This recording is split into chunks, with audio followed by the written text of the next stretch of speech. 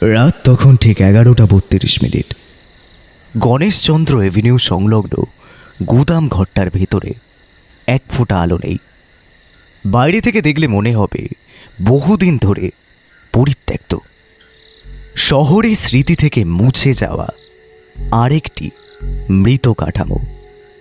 লোহার শাটারে মরচে ধরা, দেওয়ালে পুরনো পোস্টারের ছেঁড়া দাগ, কিন্তু ভেতরে সেই অন্ধকারের মাঝখানে একজন মানুষ নিঃশ্বাস আটকে দাঁড়িয়ে আছে। সঞ্জয় মুখার্জি। তার কপাল ঘামে ভিজে গেছে।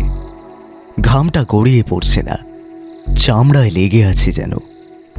শরীর নিজেই দম আটকে রাখার চেষ্টা করছে। বুকের ভেতর হৃৎপিণ্ডটা অস্বাভাবিক জোরে লাফাচ্ছে, এমন শব্দে যে তার নিজেরই মনে হচ্ছে এই অন্ধকারের ভেতর শব্দটা বুঝি কারোর কানে পৌঁছে যাবে। সে জানে ভয় পাওয়ার সময় এটা নয়, তবু শরীর মানতে চায় না।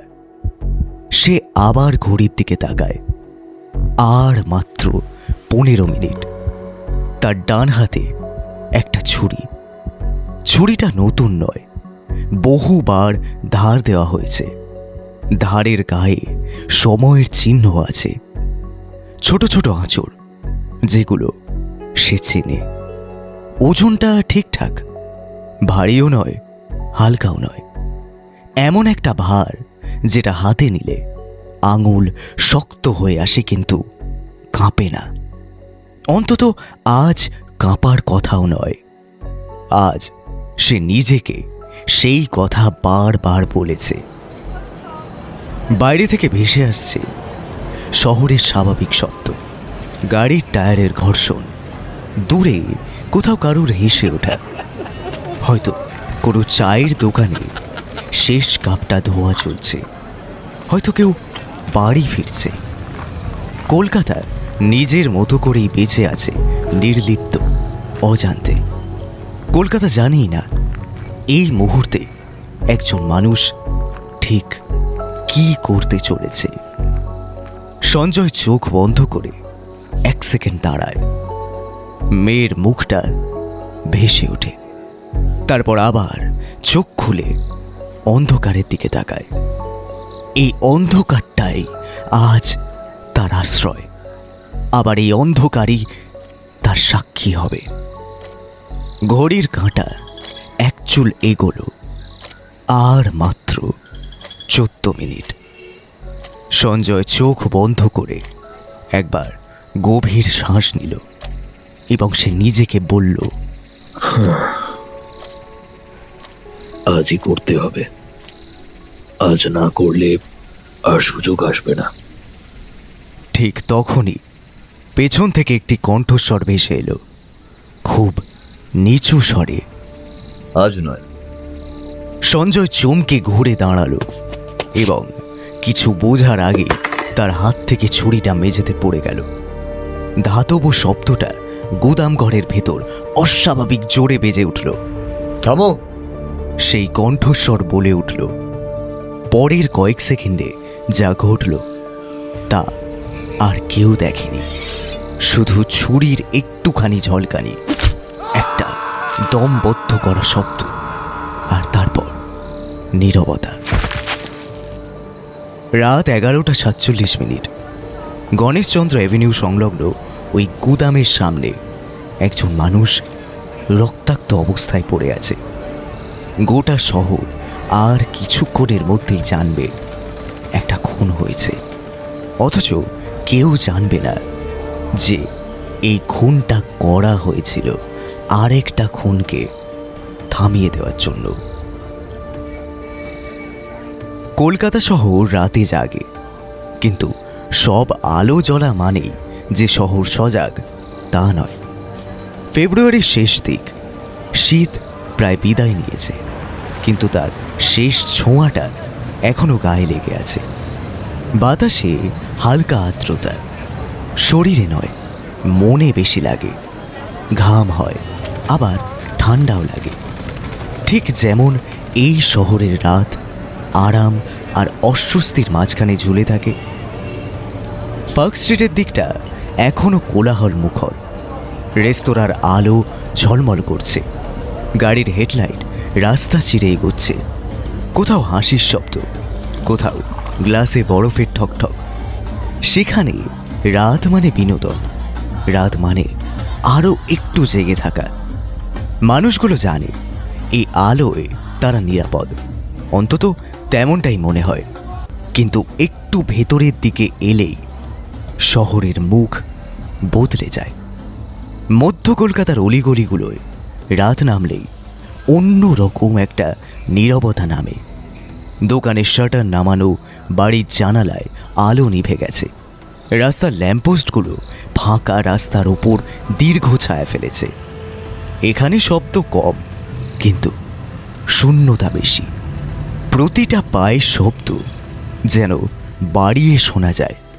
প্রতিটা হঠাৎ ব্রেক কষার আওয়াজ বুকের ভেতর কেঁপে ওঠে। এই নীরবতায় প্রতিটা ছায়াই সন্দেহজনক। একটা বন্ধ দরজা, একটা অচেনা ছায়া, কিংবা হঠাৎ কোথাও থেকে ভেসে আসা সিগারেটের গন্ধ, সব কিছুই সম্ভাব্য বিপদের ইঙ্গিত দেয়। এখানে রাত মানে বিশ্রাম নয়, রাত মানে অপেক্ষা। কিসের অপেক্ষা কেউ ঠিক জানে না, তবু শরীর সতর্ক থাকে, মন অকারণ টান টান হয়ে থাকে। এই শহর জানে কিভাবে মুখোশ পড়তে হয়। একদিকে আলো, শব্দ আর হাসি, অন্যদিকে অন্ধকার, নীরবতা আর জমে থাকা ভয়। আর ঠিক এই অন্ধকারের ভেতরেই কিছু গল্প জন্ম নেয়, যেগুলো দিনের আলোয় কখনো শোনা যায় না। কলকাতা তখন নিঃশব্দে তাকিয়ে থাকে, জানে আজও কোথাও না কোথাও এই শহরের কোনো এক অলিগলিতে কেউ কেউ একটা সিদ্ধান্ত নিতে চলেছে। তখন প্রায় মধ্যরাত। বউবাজার থানার ওয়্যালের সেটে ভেঙে বেরোলো শব্দ। Control room Lalbazar, control room Lalbazar. Ganeshchandra এভিনিউতে সম্ভাব্য হোমিসাইড। পুরুষ, আনুমানিক 45, রক্তাক্ত অবস্থায় পড়ে আছে। লালবাজারের দ্বিতীয় তলার করিডোরে তখনও আলো জ্বলছে। দিনের কাজ শেষ হলেও ক্রাইম ব্রাঞ্চের রাত কখনো শেষ হয় না। এসিপি অর্ণব সেন ফাইলটা ধীরে ধীরে বন্ধ করলেন। হ্যাঁ, অর্ণব সেন কলকাতা পুলিশের কাছে এক পরিচিত নাম। মিডিয়ার চোখে ঠান্ডা মাথার অফিসার। অধস্তনদের কাছে কম কথা, বেশি কাজ, আর অপরাধীদের কাছে ভয়। চেয়ার ছেড়ে তিনি উঠতে উঠতে বললেন, গাড়ি রেডি করো, ফরেন্সিক টিমকে খবর দাও। গলার স্বর শান্ত, প্রায় নিরাসক্ত, কিন্তু সেই শান্তির ভেতর এমন এক দৃঢ়তা ছিল যেটা প্রশ্ন তোলে না, ব্যাখ্যা চায় না, অমান্য করার জায়গা রাখে না। এই স্বরটা নির্দেশ নয়, আদেশও নয়, অথচ এটা অভ্যাস। বহুবার মৃত্যু আর বিপদের মুখোমুখি দাঁড়িয়ে তৈরি হওয়া এক ধরনের স্থিরতা। গণেশচন্দ্র এভিনিউ পেরিয়ে গুদামের দিকে গাড়িটা যখন বাঁক নিল, তখন চোখ এড়ানোর কোনো উপায় নেই। সরু রাস্তার দুপাশে দাঁড়িয়ে থাকা পুরনো বাড়ি, নিচে দোকান, ওপরে অজস্র জানালা। দিনের বেলা এই জানালাগুলো দিয়ে মানুষ শহরটাকে দেখে, হিসেব কষে, স্বপ্ন বনে। আর রাতে একটার পর একটা পর্দা নামতে থাকে, যেন শহর নিজেই নিজের দিকে তাকাতে চায় না। পুলিশের গাড়ি ঢুকতেই কৌতূহলী ভিড় জমে উঠেছে। কেউ মোবাইল তুলছে, কেউ ফিসফিস করছে। আরে খুন হয়েছে নাকি? এ কার লোক? হ্যাঁ, খুন হয়েছে? এই এখন আবার কি হলো? অর্ণব সেন গাড়ি থেকে নামতেই ভিড়ের শব্দ একটু থেমে গেল।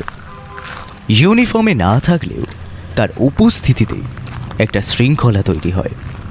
মৃতদেহ পড়ে আছে একটি পুরনো গুদামের সামনে। রাস্তার একপাশে আধ ভাঙা গেট, ভেতরে অন্ধকার। লোকটির বয়স আনুমানিক 45। পরনে ধূসর জ্যাকেট, কালো জিন্স, বুকের বাঁ দিকে গভীর ছুরিকাঘাত। রক্ত শুকাতে শুরু করেছে, মানে মৃত্যু অন্তত আধ ঘন্টা আগে। এসিপি অর্ণব হাঁটু গেড়ে বসে মৃতদেহটা মনোযোগ দিয়ে পর্যবেক্ষণ করলেন।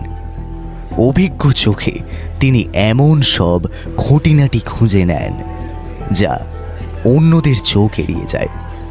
ঠিক তখনই একটা অস্বাভাবিক ব্যাপার তার নজরে এলো।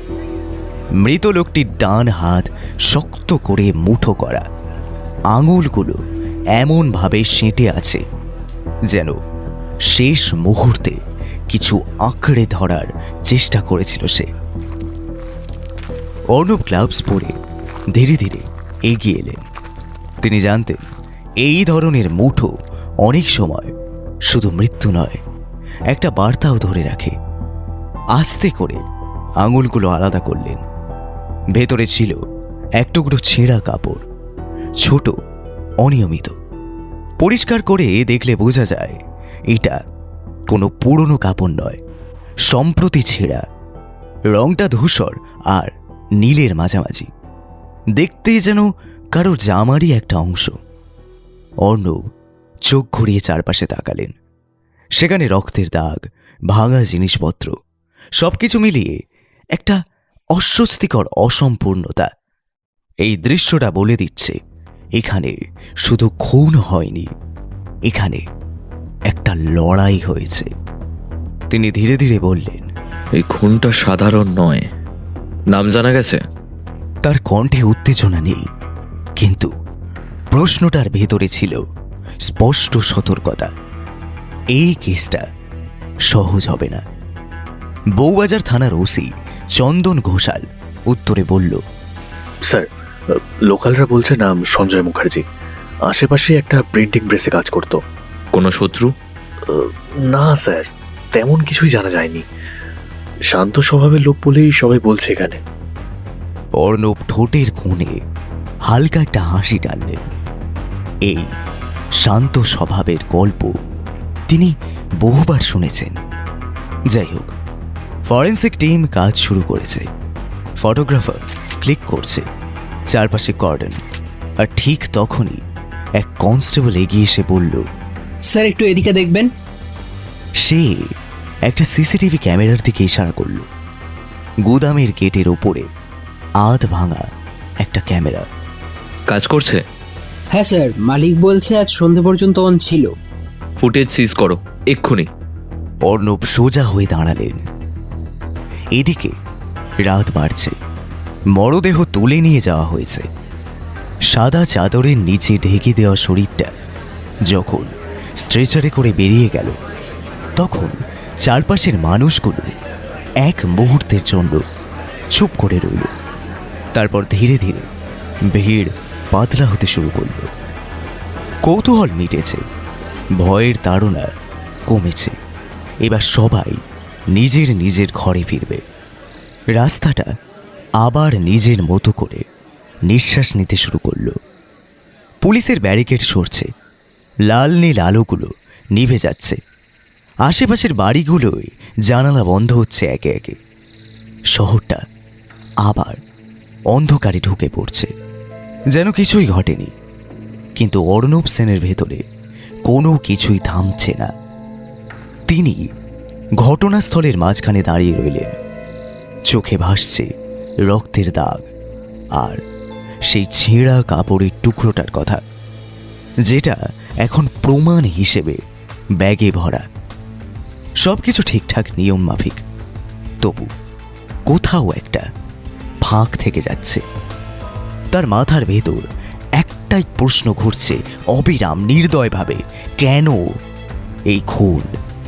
টাকা, ক্ষমতা, নাকি ব্যক্তিগত শত্রুতা? কোনোটাই পুরোপুরি মানানসই লাগছে না। এই খুনের ভেতরে যেন তাড়াহুড়ো আছে, আবার হিসেবেও আছে। আসলে ছুরির আঘাতটা এতটাই নিখুঁত এবং মাপা, এমন আঘাত দেখলে যে কারোর মনে হবে এটা রাগের মাথায় করা কাজ নয়।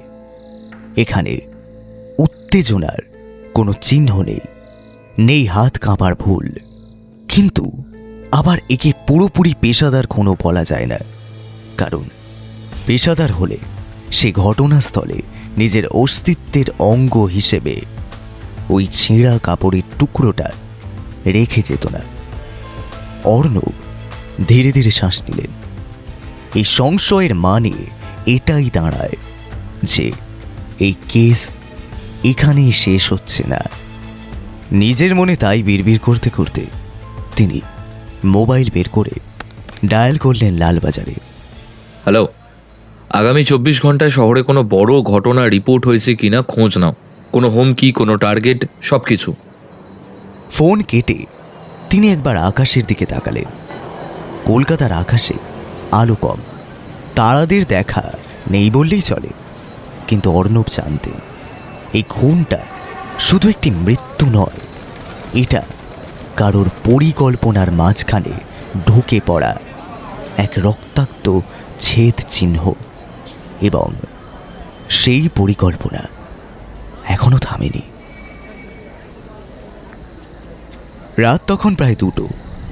ঘটনাস্থল থেকে ফেরার পথে অর্ণব সেন গাড়ির জানালা নামিয়ে রেখেছিলেন।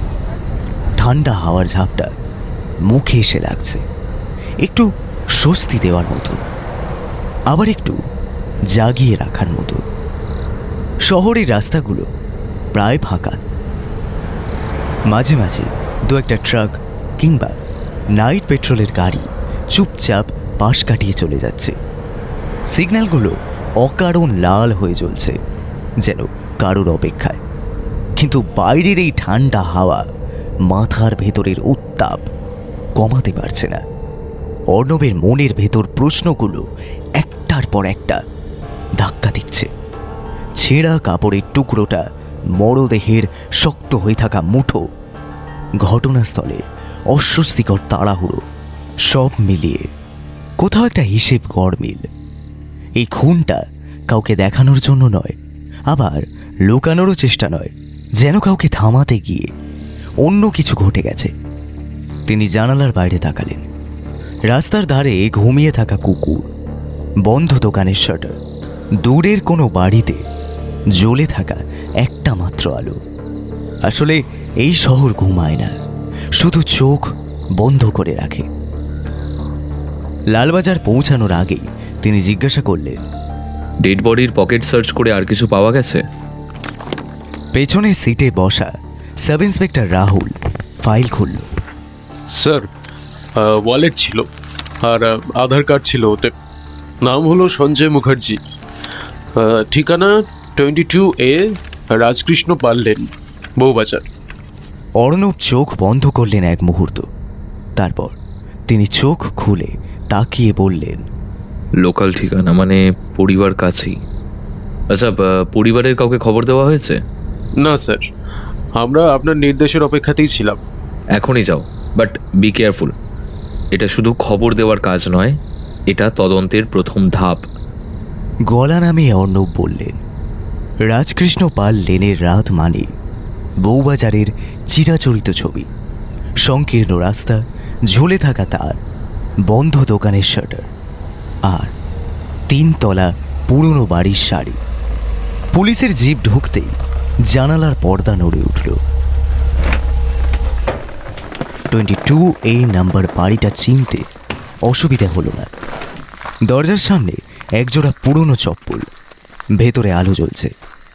সাব ইন্সপেক্টর রাহুল দরজায় নক করল।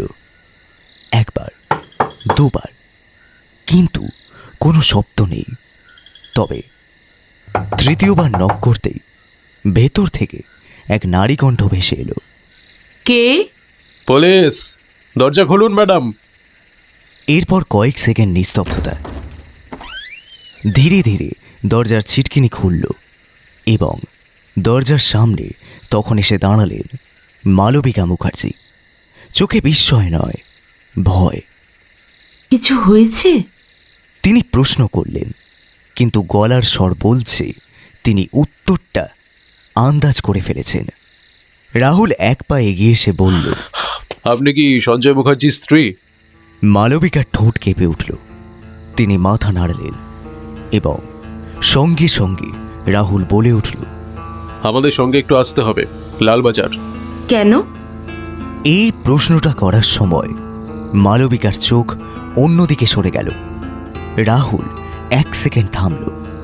কথাটা বলার আগে সে নিজেও জানত এমন কোনো ভদ্র শব্দ নেই যেটা দিয়ে এই খবরটা নরম করা যায়। তারপর সে ধীরে ধীরে বলল, আপনার স্বামী মারা গেছেন, সেই বিষয়ে কিছু জিজ্ঞাসাবাদ করার ছিল। এই কথার পর আর কোনো প্রশ্ন এলো না। ঘরের ভেতর যেন শব্দটা আটকেই রইল। মালবিকা কিছুক্ষণ চুপ করে দাঁড়িয়ে থাকলেন। চোখের পাতা কাঁপল, কিন্তু জল গড়িয়ে পড়ল না। শোকটা যেন তখনও পুরোপুরি পৌঁছায়নি। একটু পরে তিনি শুধু জিজ্ঞাসা করলেন, আমি কি আমার মেয়েকে ডাকতে পারি? এখন নয়, ওকে বাড়িতেই থাকতে দিন। আপনি চলুন আমাদের সাথে। মালবিকা মাথা নাড়লেন।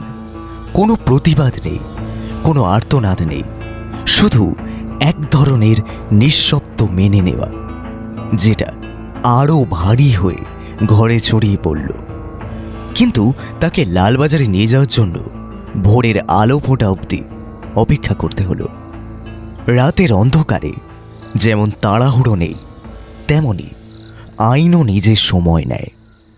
গলির মুখে দাঁড়িয়ে থাকা পুলিশের গাড়িটা স্থির হয়ে রইল, যেন রাতটুকু নিজেই সব কথা বলে নিতে চায়।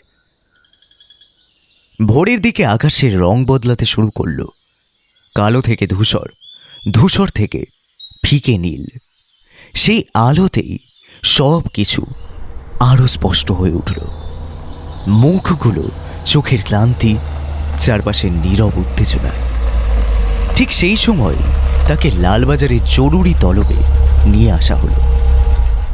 সঙ্গে অবশ্যই ছিল 2জন মহিলা কনস্টেবল।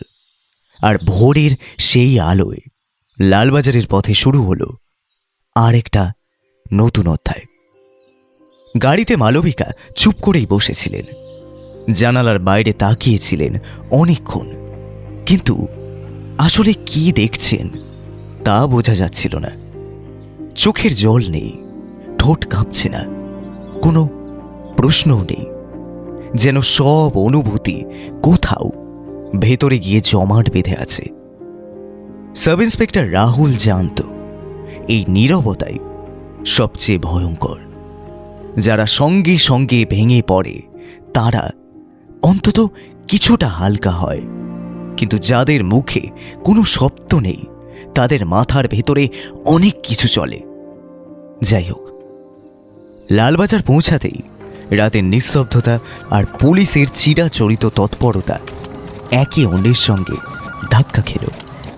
করিডোরের আলো, টেলিফোনের ঘন ঘন বেজে ওঠা শব্দ, ডিউটি অফিসারের তৎপর চলাফেরা, সব মিলিয়ে এখানকার রাতও কখনো পুরোপুরি শান্ত হয় না। মালবিকাকে নিয়ে বসানো হলো এসিপি অর্ণব সেনের ঘরে। চেয়ারে বসতে বলা হলো। সামনে 1 গ্লাস জল, একটু পরে চা। তিনি কিছুতেই হাত দিলেন না। কয়েক মিনিট পর দরজা খুলল। অর্ণব সেন ঘরে ঢুকলেন। চোখে ক্লান্তি ছিল, কিন্তু তার চেয়েও বেশি ছিল সতর্কতা।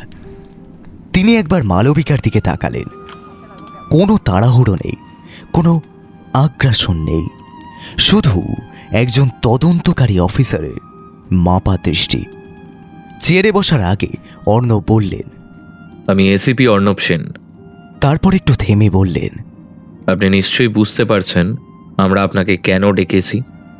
মালবিকা ধীরে মাথা নাড়ালেন এবং সেই দেখে অর্ণব সরাসরি বললেন, আপনার স্বামী গত রাতে গণেশচন্দ্র এভিনিউ সংলগ্ন একটি গোদামে ছিলেন এবং সেখানেই উনি খুন হন।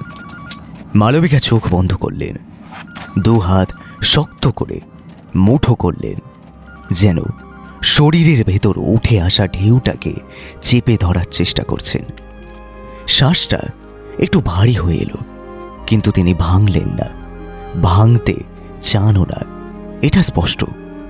কয়েক সেকেন্ড পর চোখ খুলে ধীরে ধীরে বললেন, ও কাউকে মারতে চায়নি স্যার। গলাটা নিচু, কিন্তু এক ফোঁটা কাঁপন নেই। শব্দগুলো স্পষ্ট, ভারী। এক মুহূর্ত থামলেন, তারপর যোগ করলেন, ও কাউকে বাঁচাতে গেছিল। এই কথাটার জন্য অর্ণব মোটেও প্রস্তুত ছিলেন না। তিনি সামান্য থমকে গেলেন, তারপর চেয়ার টেনে বসে পড়লেন। চোখ দুটো তীক্ষ্ণ হয়ে উঠল। কাকে? এক শব্দের প্রশ্ন, সংক্ষিপ্ত অথচ চাপা বিস্ফোরণের মতো।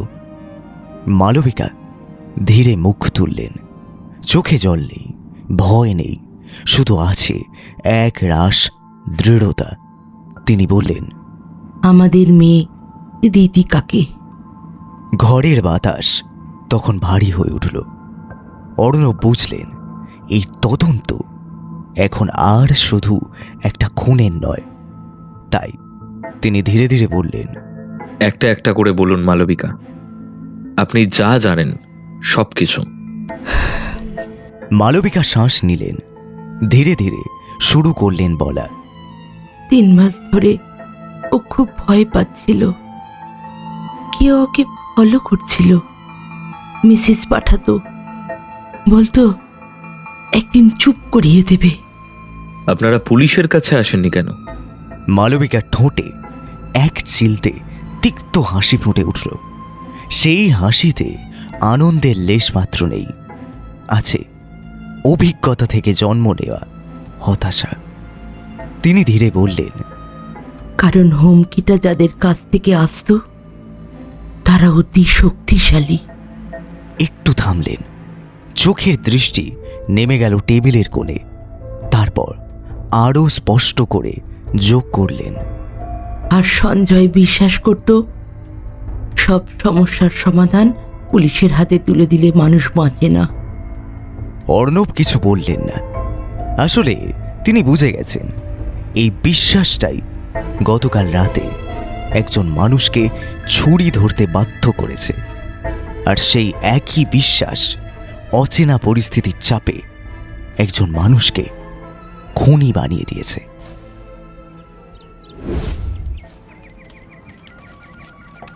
লালবাজারের দুপুরগুলো সত্যি অন্যরকম। সকালের উত্তেজনা দুপুরেও দেওয়ালে লেগে থাকে, আর সেই টান টান পরিবেশের মাঝেই করিডোরে ঢুকে পড়ে চায়ের গন্ধ, কাগজের কাপ, অল্প চিনি আর ক্লান্ত পুলিশ কর্মীদের নিঃশ্বাস। সব মিলিয়ে দুপুরটা একটু আলাদা স্বাদ পায়। এই সময়টায় কেস ডায়েরির পাতায় যখন নতুন কোনো নাম লেখা হয়, অর্ণব সেন সেটা সব সময় টের পান। কলমের কালিটা তখন আর শুধু অক্ষর নয়, ওটা দিক বদলের চিহ্ন হয়ে দাঁড়ায়। তিনি জানেন, এই মুহূর্ত থেকেই গল্প ঘুরবে। তদন্ত আর সোজা পথে এগোবে না, বরং খুলবে নতুন দরজা। সামনে উঠে আসবে নতুন মুখ, আর পুরনো সত্যগুলো ধীরে ধীরে প্রশ্নের মুখে পড়বে। মালবিকা মুখার্জিকে আলাদা ঘরে বসানো হয়েছে। তিনি ক্লান্ত, কিন্তু ভেঙে পড়েননি। এই ধরনের মানুষ ভাঙে না, শুধু শক্ত হয়ে যায়। অর্ণব ফাইল খুললেন। ডেড বডি রিপোর্ট, ফরেন্সিক প্রাথমিক মত এবং সিসিটিভি ফুটেজ সবই ঠিক আছে, কিন্তু একটা জায়গায় বড় ফাঁক। হ্যাঁ, মোটিভ। অর্ণব প্রশ্ন করলেন, রীতিকা কোথায় পড়ে? সাউথ সিটি কলেজ স্যার, 1ম বর্ষ। রাহুল, কলেজের ডিটেলস বের করো, আর এক্ষুনি বাড়ি থেকে মেয়েটাকে লালবাজারে আনো। আর শোনো, ওকে ভয় দেখানো যাবে না। Okay sir. স্যার, ওকে কোনো ঝামেলার মধ্যে টানবেন না। বাবার মৃত্যুর খবরে এমনিতেই মেয়ে ভেঙে পড়বে। Please please sir. আমি জানি, তাই ওকে এখানে আনছি। এই কথাটা পুলিশের আশ্বাস নয়, এটা ছিল একজন তদন্তকারীর অঙ্গীকার। এদিকে বিকেল হওয়ার আগে লালবাজারের গেটে একটি সাদা প্রাইভেট গাড়ি এসে থামল। গাড়ি থেকে নামলো ঋতিকা। মা বাবা কঠিন পরিস্থিতির মধ্যে থাকলে সন্তানদের চেহারায় তা স্পষ্ট ফুটে ওঠে। ঋতিকার চোখে সেই ছায়া স্পষ্ট। সে ভয় পেয়েছে, কিন্তু কাঁদছে না। অর্ণব তাকে দেখে বুঝলেন এই মেয়ে কিছু লুকাচ্ছে না, এই মেয়ে কিছু চেপে রেখেছে। ঋতিকাকে নিয়ে যাওয়া হলো একটা ছোট্ট কনফারেন্স রুমে। অর্ণব তার দিকে চেয়ে বললেন, বসো, তোমাকে একটা বিশেষ প্রয়োজনে এখানে ডেকে এনেছি। ঋতিকা চেয়ারে বসল, চোখ নামানো। তোমার বাবার মৃত্যু হয়েছে, বলতে পারো খুন। অর্ণব সরাসরি কথাটা বললেন, এবং এই কথাটি হয়তো সে জানত না। তাই ঋতিকার চোখ বড় হলো। এক মুহূর্তে মনে হলো সে চিৎকার করবে, কিন্তু সেই সেটা করল না। উনি খুন হয়েছেন? হ্যাঁ। ঋতিকা এবার ঠোঁট কামড়ে বলল, তাহলে উনি গত রাতেও বেরিয়েছিলেন আমার জন্য? আর ঠিক এই লাইনটাই অর্ণবকে চুপ করিয়ে দিল। তিনি হয়তো ঋতিকাকে এমন কিছু জিজ্ঞাসা করতে যাচ্ছিলেন যা একেবারেই স্বাভাবিক, রুটিনের অংশ, কিন্তু মুহূর্তের মধ্যে তার মাথার ভেতরে প্রশ্নটা বদলে গেল। তিনি অন্য পথে হাঁটলেন। কে তোমাকে হুমকি দিচ্ছিল ঋতিকা? প্রশ্নটা সরাসরি, তাই এড়িয়ে যাওয়ার কোনো জায়গা নেই। ঋতিকা কিছুক্ষণ চুপ করে রইল। সেই নীরবতাটা অর্ণবকে আরও সতর্ক করে তুলল। তারপর ধীরে ধীরে সে বলল, আমি জানতাম না যে উনি এই পর্যন্ত যাবেন। এই পর্যন্ত মানে? এবার অর্ণবের গলা কঠিন, কোনো নরম জায়গা নেই। ঋতিকা চোখ তুলে তার দিকে তাকালো, চোখে দ্বিধা আর ভয় একসঙ্গে। স্যার, আমি একজনকে চিনি যে খুব প্রভাবশালী। প্রভাবশালী শব্দটা উচ্চারিত হতেই লালবাজারের সেই ঘরটার বাতাস হঠাৎ ভারী হয়ে উঠল, যেন সবাই বুঝে গেল এই কেসটা আর শুধু অপরাধীর নয়, ক্ষমতার সঙ্গেও জড়িয়ে পড়েছে। নাম? এখন না। কেন? কারণ উনি বলেন নাম নিলেই মেরে ফেলবে। ঘরের মধ্যে হঠাৎ ঠান্ডা নেমে এলো। অর্ণব ধীরে কিন্তু দৃঢ়ভাবে ফের প্রশ্ন করলেন, তোমার বাবা কি তার নাম জানতো? হ্যাঁ, কাল রাতে প্রথমবার উনি নিশ্চিত হয়েছিলেন। আর সেই জন্যই উনি ছুরি নিয়ে বেরিয়েছিলেন, তাই তো? ঋতিকা সেই শুনে কাঁদল না, শুধু বলল, জানেন, উনি বলেছিলেন আজ রাতেই সব শেষ করব। অর্ণব উঠে জানালার দিকে গেলেন। বাইরে তখন লালবাজারের চিরচেনা কোলাহল, আর ভেতরে একটা ভাঙা পরিবার। ঋতিকা, যেই লোকটা তোমার বাবাকে মারলো সে তোমার বাবাকে বাঁচাতে গিয়েই মেরেছে।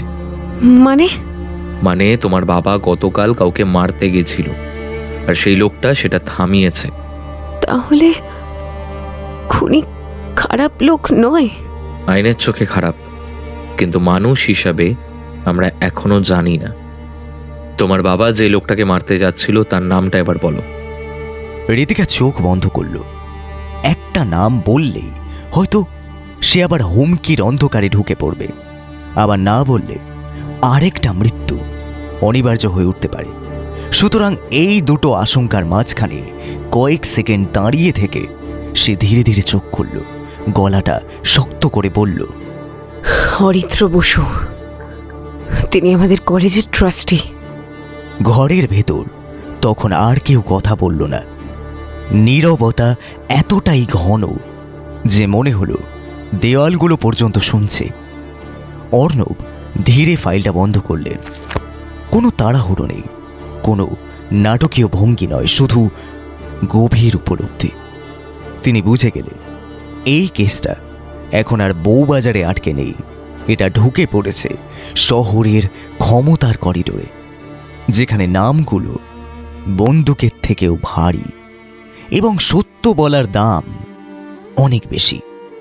আর সবচেয়ে ভয়ঙ্কর ব্যাপার তখনই পরিষ্কার হয়ে গেল যে সঞ্জয় মুখার্জি ভুল লোককে মারতে যাননি। লালবাজারে ট্রাস্টি শব্দটা কেউ হালকাভাবে নেয় না।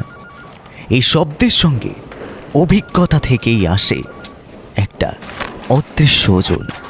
আর এসিপি অর্ণব সেন নামটা শুনেই বুঝেছিলেন অরিত্র বসু মানে শুধু একজন কলেজ ট্রাস্টি নয়, এই নামের সঙ্গে অবধারিতভাবে জড়িয়ে আছে টাকা, প্রভাব আর ওপর মহল অব্দি পৌঁছে যাওয়া যোগাযোগের জাল।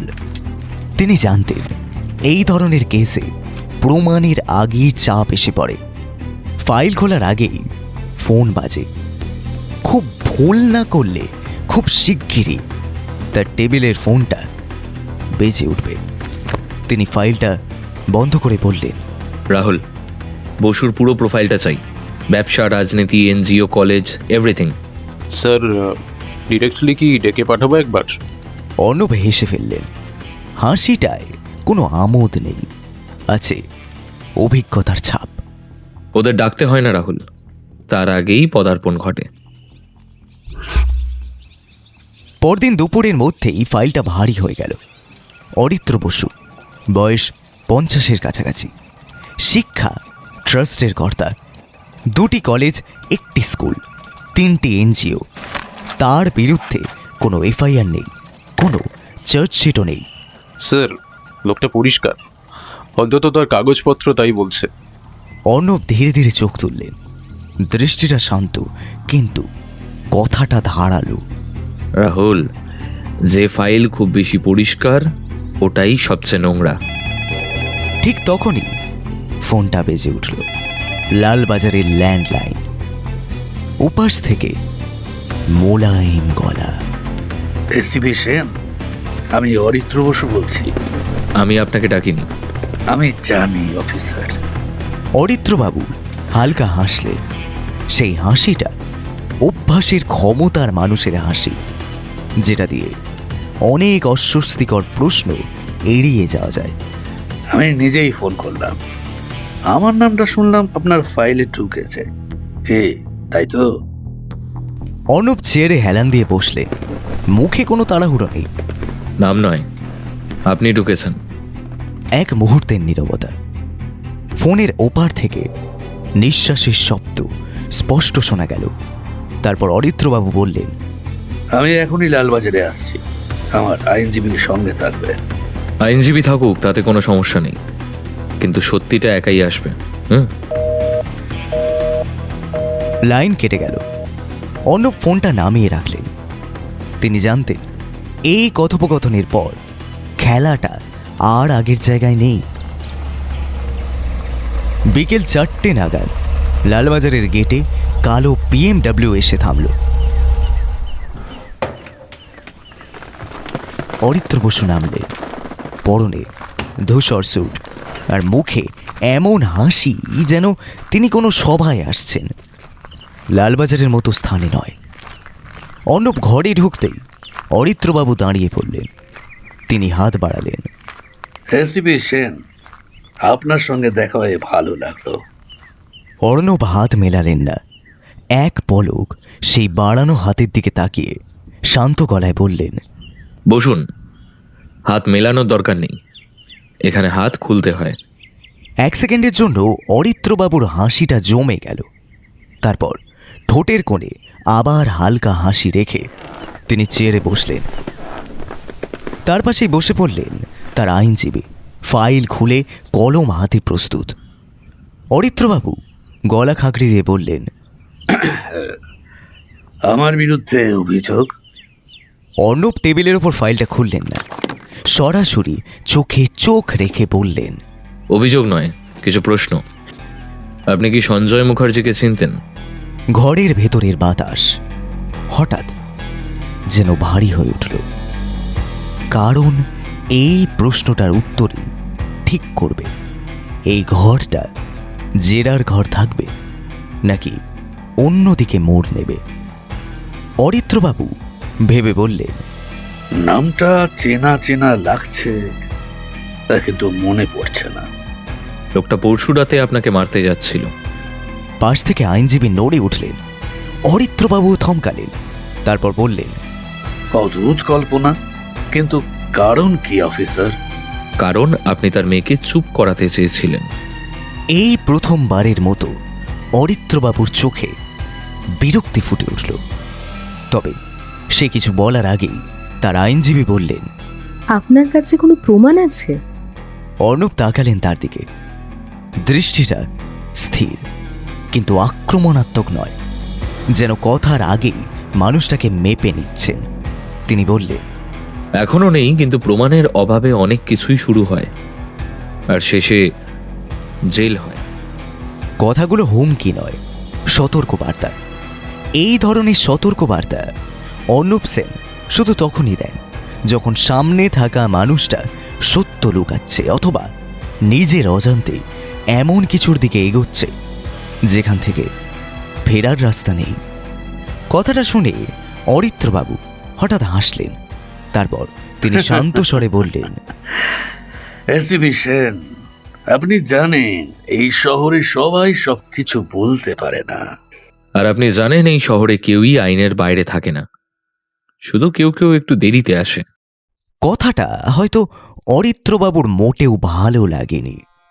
তিনি চেয়ার ছেড়ে উঠে দাঁড়ালেন, গলায় বিরক্তি, মুখে আত্মবিশ্বাসের মুখোশ। এই সমস্ত কেসে আপনার সময় নষ্ট করবেন না। যে লোকটা খুন হয়েছে সে আমার জন্য নয়। আমি জানি সে খুন হয়েছে আপনাকে মারতে না পারার জন্য। অরিত্রবাবু এক মুহূর্ত থমকে গেলেন।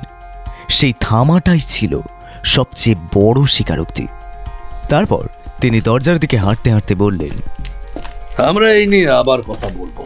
হ্যাঁ, কিন্তু পরের বার কথা বলার সময় আপনার ছায়াটাও সঙ্গে আনবেন। অরিত্র বসু চলে যাওয়ার পর রাহুল বলল, স্যার, ওর গায়ে হাত দেওয়া যাবে না। আমি হাত দিতে চাই না। তাহলে আমি আলো ফেলবো, ছায়া আপনা আপনি নড়বে। রীতিকার ওপর নজর দ্বিগুণ করো আর কলেজে ঢোকো। সেখানে কি খুঁজবো স্যার? যে মেয়েরা কথা বলা বন্ধ করে দিয়েছে ওরাই আগে মরার তালিকায় থাকে। কথাগুলো ঘরের ভেতর কিছুক্ষণ ঝুলে রইল। বাইরে তখন সন্ধে নামছে, আর সেই সঙ্গে লালবাজারের আলোগুলো একে একে জ্বলে উঠছে। নরম আলোয় ঢাকা পড়ছে দিনের ক্লান্তি, কিন্তু অন্ধকারের কাজ শুরু হয়ে গেছে ইতিমধ্যে।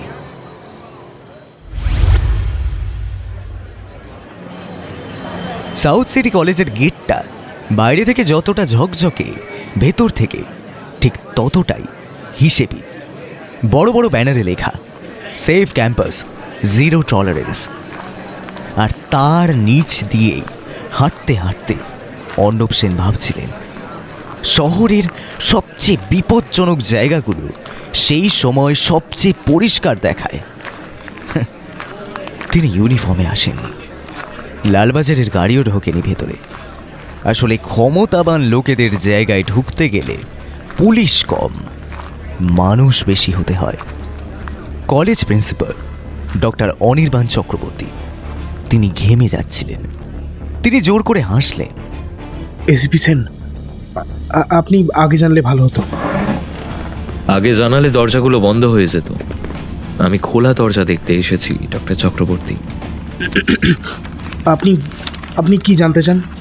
শেষ 3 বছরে এই কলেজে কতজন ছাত্রী হঠাৎ করে পড়া ছেড়েছে? ড্রপ আউট তো সব কলেজেই হয়। কতজন ওইভাবে? অর্ণব ধীরে চোখ তুললেন। সেই চোখের চাউনিটাও যথেষ্ট ছিল। প্রিন্সিপাল বাকিটুকু আর বললেন না। আমি কারণগুলো দেখতে চাই। এরপর একে একে ফাইল বেরিয়ে এলো, নাম, তারিখ, নোট। যত এগোয় ততই স্পষ্ট হয় প্যাটার্নটা। ভালো রেজাল্ট করা মেয়েরা হঠাৎ ট্রান্সফার, কারোর কাগজে লেখা বিদেশে বিয়ে, কারোর ক্ষেত্রে মানসিক অসুস্থতা। সবই পরিপাটি, সবই অতিরিক্ত পরিচ্ছন্ন। অর্ণব একটা নামের পাশে আঙুল রাখলেন, নাম মৌমিতা দে। এই মেয়েটার সঙ্গে কথা বলতে চাই। কথাটা শুনেই প্রিন্সিপালের মুখের রং ফ্যাকাশে হয়ে গেল। তিনি একটু জড়িয়ে জড়িয়ে বললেন, ও ও- ও- ও আর কলকাতায় নেই, গ্রামে চলে গেছে। ঠিকানা দিন, আমরা খুঁজে নেব। মৌমিতাদের বাড়ি উত্তর 24 পরগনার এক আধা শহরতলিতে। রাস্তার ধুলো তখনও বসেনি, অথচ বাড়িটার ভেতরে যেন অনেক দিনের জমে থাকা নিঃশ্বাস। দরজা খুলল এক ভাঙা চোখের মেয়ে, চাউনিতে ক্লান্তি এবং চোখের নিচে অদৃশ্য ভয়। অর্ণব নিজের পরিচয় দিতেই সে এক পা পিছিয়ে গেল। আমি কিছু জানি না, আমি কাউকে দেখেও নি। মৌমিতা এত তাড়াতাড়ি বলল যেন কথাগুলো আগে থেকেই মুখস্থ করা। এসিপি অর্ণব দরজার বাইরে দাঁড়িয়ে শান্ত গলায় বললেন, আমি তোমাকে কথা বলাতে আসিনি, আমি শুধু জানতে এসেছি কতটা চুপ থাকতে বলা হয়েছে। এই লাইনটায় মৌমিতার হাত কেঁপে উঠল। নখের ডগা দরজার পাল্লায় আঁচড় কাটল। এতক্ষণ যে নীরবতা তাকে বাঁচিয়ে রেখেছিল, সেই নীরবতাই হঠাৎ তার সবচেয়ে বড় দুর্বলতা হয়ে দাঁড়ালো। ভেতর থেকে তার মা বেরিয়ে এলেন, বয়সের চেয়ে বেশি ক্লান্তি মুখে। তিনি এক পা এগিয়ে এসে অনুরোধের সুরে বললেন, বাবু, ওকে আর জ্বালাবেন না, আমরা অনেক কষ্টে ওকে বাঁচিয়ে এনেছি। আপনি যদি কথা না বলেন তাহলে পরের মেয়েটাকে আমরা বাঁচাতে পারবো না। কয়েক মুহূর্ত নীরবতা। ঘরের ভেতর বাতাস ভারী হয়ে উঠল। তারপর মৌমিতা ধীরে ধীরে বলল, একজন ট্রাস্টি ছিলেন, তিনি বলেছিলেন আমার স্কলারশিপ বন্ধ হয়ে যাবে, আমার বাবার চাকরিও চলে যাবে, আর আর আমি যদি মুখ খুলি আমার শরীরটাই মুছে যাবে। অর্ণব কিছু বললেন না, কোনো প্রতিক্রিয়া নেই, শুধু মন দিয়ে শুনে গেলেন। উল্টো দিকে মৌমিতার গলা শুকিয়ে আসছিল, তবু চোখে জল এলো না। জল অনেক আগেই যে শেষ হয়ে গেছে। ফেরার পথে অর্ণব গাড়িতে চুপ করেছিলেন। রাহুল একটু সাহস করে বলল, সব মেয়েই স্যার একই কথা বলছে, লিখিত অভিযোগ কেউই দেয়নি। কারণ ভয়টা লিখিত হয় না। যে লোকটা সঞ্জয়কে মারলো সেটা জানতো। কি জানতো স্যার? এই যে ওই রাতেই সঞ্জয় কাউকে মারবে, আর যদি সেটা হয়ে যেত তাহলে এই সব গল্প চাপা পড়ে যেত। কথাটা বলে অর্ণব থামলেন। রাহুল আর কিছু বলল না। গাড়ির ভেতর নীরবতা জমেই রইল। তবে কিছুক্ষণ বাদে অর্ণব নিজে থেকেই রাহুলকে কলকাতার ক্রাইম সম্পর্কে বলতে শুরু করলেন। এই শহরে প্রতিদিন ছোট বড় অপরাধ ঘটে রাহুল, চুরি, লুটপাট, কখনো কখনো হত্যাকাণ্ড। আমাদের কাজ শুধু অপরাধ দমন নয়, মানুষকে নিরাপদ রাখা। অনেক সময় সবচেয়ে বড় বিপদ আসে ভুল বোঝাবুঝি থেকে। শহরের কোলাহলের মধ্যে অর্ণবের কথাগুলো যেন ভেসে চলছিল, সতর্ক বার্তা আর কঠিন বাস্তবতার ছাপ রেখে। যাই হোক, লালবাজারে ফেরার কয়েক মুহূর্তের মধ্যে ঋতিকার প্রোটেকশন ইউনিট থেকে ফোন এলো। উপাসের গলাটা চাপা, তাড়াহুড়ো, স্পষ্ট। স্যার, একজন লোক কলেজের গেটের বাইরে ঘোরাঘুরি করছিল, তবে মুখ ঢাকা, আমাদেরকে দেখেই সরে গেছে। কথাটা শোনা মাত্র অর্ণব চোখ বন্ধ করলেন। খুনি ভুল করছে, এই বিশ্বাসটা তার ভেতরে আরও পোক্ত হলো। ছবি আছে? আছে স্যার। ফরওয়ার্ড করো। আর শোনো, আজ রাতটা কেউ ঘুমাবে না। রাহুল, এবার খুনি আমাদের দিকে তাকাচ্ছে। মানে যে খুনটা আর একটা খুন থামাতে হয়েছিল, সেই লোকটা এবার বুঝতে পারছে সে একা নয়। লালবাজারের আলো আরও উজ্জ্বল হয়ে উঠল, আর শহরের ভেতরে অন্ধকারের আড়ালে কোথাও একজন মানুষ এতক্ষণে বুঝে গেছে, যেই খুন আটকাতে সে একদিন খুন করেছিল, সেই খুনই আজ তাকে আবার খুনের দিকেই ঠেলে দিচ্ছে।